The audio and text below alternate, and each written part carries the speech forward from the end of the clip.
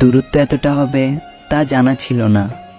সে আমার সামনে বসা ছিল, কিন্তু আমার ছিল না।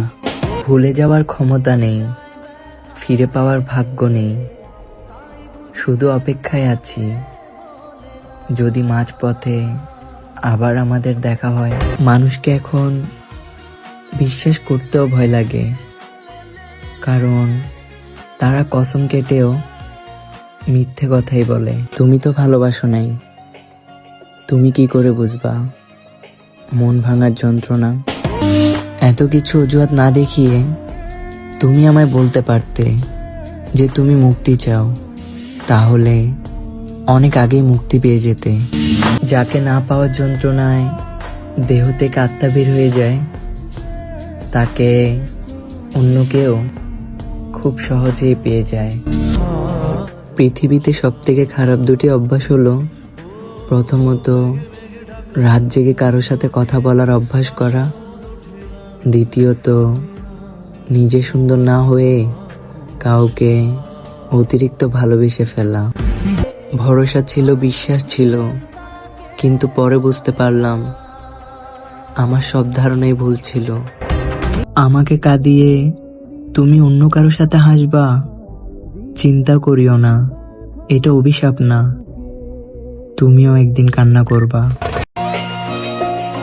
আমার এক চোখে তুমি, আরেক চোখে পরিবার, তৃতীয় কোনো চোখ নেই নিজেকে দেখার। তোমাকে দেখার স্বপ্নটা আয়নার মতো ছিল, দেখতে পেরেছি কিন্তু ধরতে পারিনি। কাছে পেয়েছি কিন্তু নিজে করে রাখতে পারিনি। আমার জন্য নেই যার বিন্দু পরিমাণ টান, তাকে ঘিরে আমার শত অভিমান। থাকতে পারি না তোমায় ছাড়া, তাই বারবার বিরক্ত করি। না হলে আমারও ভালো লাগে না তোমায় বারবার বিরক্ত করতে। লেবু বেশি চিপলে যেমন তিতো হয়, ঠিক কাউকে বেশি ভালোবাসলে তার অহংকারও বেড়ে যায়। তাকে বলে দিও বেঈমান আর স্বার্থপর আর হতে পারলাম না, এখনো বেহায়ার মতো তাকেই ভালোবাসি। পোকা আর ধোকা দুইটা আলাদা শব্দ হলেও এদের কাজ কিন্তু এক। পোকা নষ্ট করে জমিনের ফসল, আর ধোকা নষ্ট করে মানুষের জীবন। কিভাবে বোঝে আমি তাকে, সে সবই বুঝে, শুধু আমার ভালোবাসাটাই বোঝে না।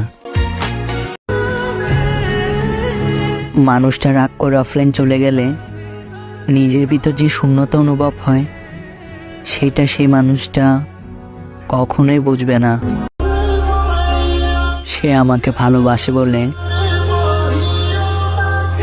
গোপনে অন্য কাউকে ভালোবাসতো। আসলে আমি ছেঁকা খাইনি, কাউকে গভীরভাবে ভালোবেসে আমি ঠকে গেছি। থাকতেই তো চেয়েছিলাম প্রিয়, তুমি আর রাখলে কোথায়?